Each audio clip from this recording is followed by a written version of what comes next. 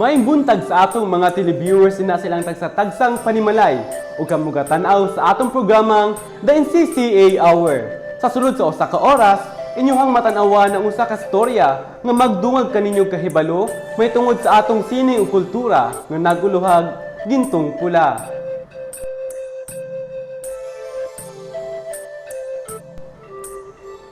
Kining programa hatod kaninyo sa Pambansang Komisyon sa Sining ug Kultura nga gipanguluhan ni Professor Felipe De Leon nga mo'y chairman ug ginang Emilita V. Almosara nga mo'y executive director. Uban sa pagkigtambayayong sa Federation of International Cable TV Association of the Philippines nga gipanguluhan ni ginang Estelita J. Tamano. Kining programa dunay pulo katulumanon nga magdayag sa atong adunahang sugilanon, kultura ug sining nga atong idalit matag adlaw sa mga cable TV sa tibuok nasod. Ako si Ferdinand Villaseñor, ang inyong host.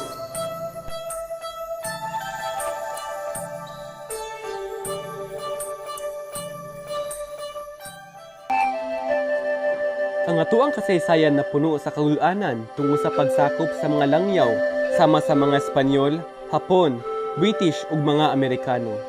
Sila milampo sa ilang tinguha sa paggamit kanato ug sa atong natural na mga kapanghaan alang sa ilang kaayuhan.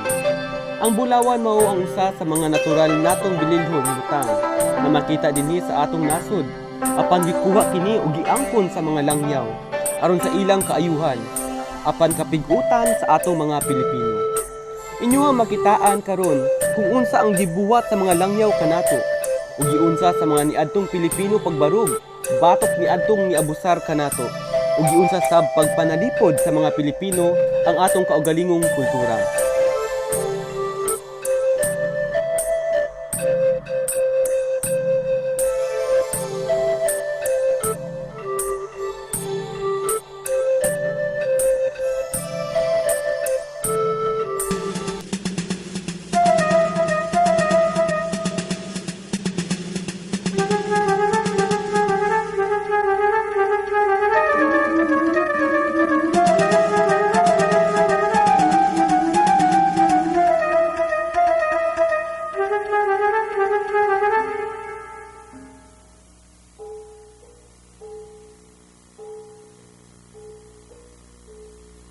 In a village of this northern mountain range, the tale has been told in all its variations, of how a golden tree magically sprung up in the midst of a village, and how its villagers were instructed to partake only of its fruit. But seeing the tree in all its golden splendor incited greed among the people.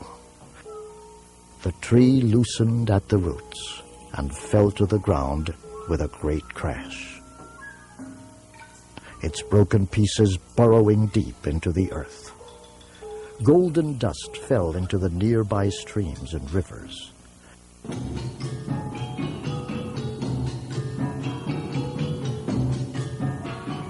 And a mighty voice from the heavens declared that as punishment for the people's greed and disobedience, they must dig deep into the earth to retrieve the particles that emulate the brilliance of the sun.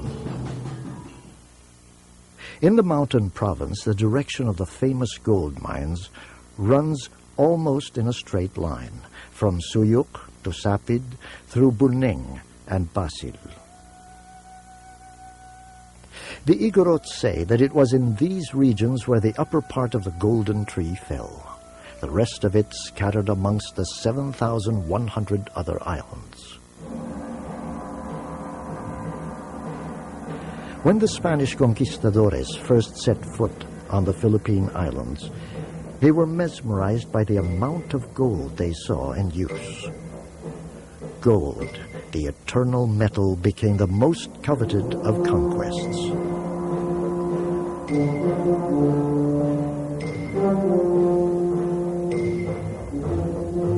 Saturday, March 16, 1521, the chronicler Antonio de Pigafetta wrote, "The island where we were is called Umun, but insomuch as we found 2 springs there of the clearest water, we called it Aquada dei Buoni Segnali, the watering place of good signs, for there were the first signs of gold which we found in those districts."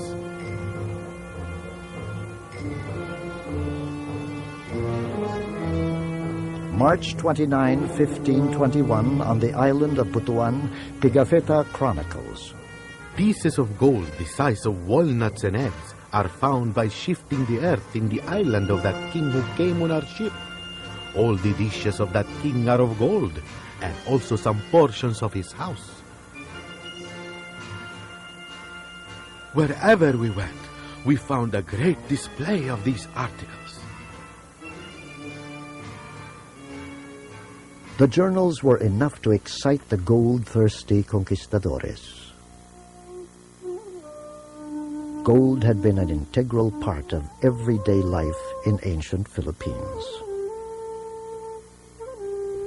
Population centers like Bohol, Samar, and Mindoro were part of a trading system that included parts of Borneo and Sulawesi.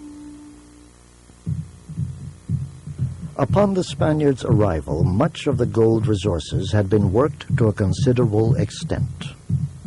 What the Spaniards saw and chronicled were remnants from a classical age that must have come before the Spanish conquests.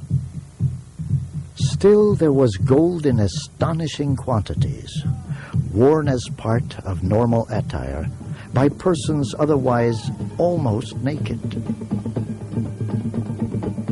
It was a symbol of power and prestige. He who wore the most ranked high in social status. It paid for fines and slaves and a bride's dowry. And most shocking to the Christian Spaniards, In the sin of the flesh, the men commonly place in their genital member and ordinarily carry it in a certain wheel or ring with round spurs in the form of this margin, which they make of lead or brass or some of gold. but more than its intrinsic value, gold to the ancient Filipino had a deeper significance. It was considered a mystical and divine substance. Gold was a talisman. It possessed magical powers that protected one, even in the world beyond, where the afterlife was also embellished with gold. In this paradise were trees loaded with ripe fruit and fastened to the earth by chains of gold, which served as roots. Of gold also were the ornaments, the bells, the earrings. The conquistadores steadily collected their royal fifth as tribute to the Spanish crown, even if it meant breaking sacred ground. Because much of their gold had already been taken, the ancient Filipino purposely slowed down their production of gold and clandestinely got enough for their own needs. The Spaniards mistook the small gold output and the nonchalant attitude for sloth and laziness. They do not even try to become wealthy. They do not accumulate riches. They take only the amount necessary for their use, thus making the earth their purse. After 50 years of costly explorations, the expectations of finding a treasure trove as they did in the Americas was abandoned. The pieces of the mythical golden tree were left where they lay. This gift from the gods, these treasures from the datus, were left alone at last.